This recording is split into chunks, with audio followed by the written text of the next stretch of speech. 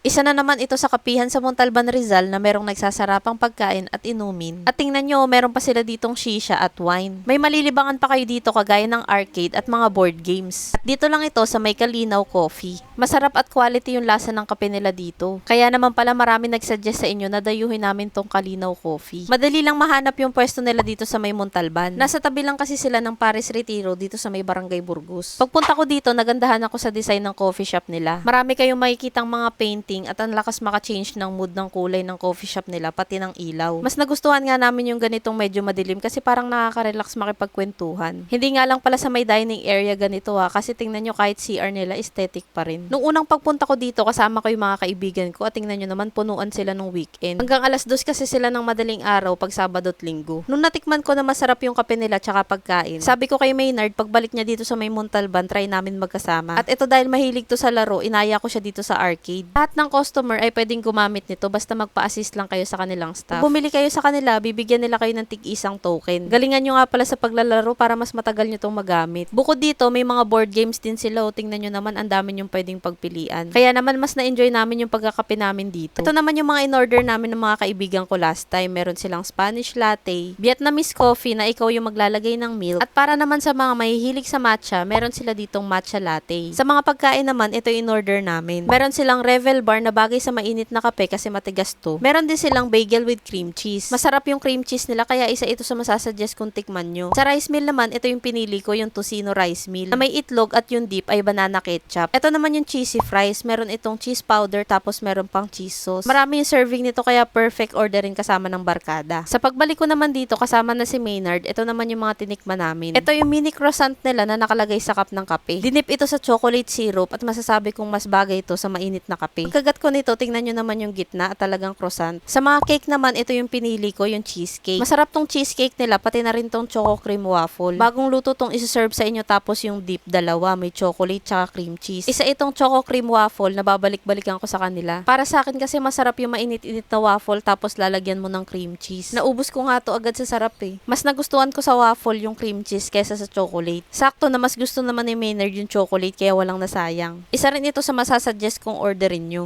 Ito yung hindi namin na-try, yung shisha tsaka wine. Kung mahilig kayo dito, ito po yung mga presyo.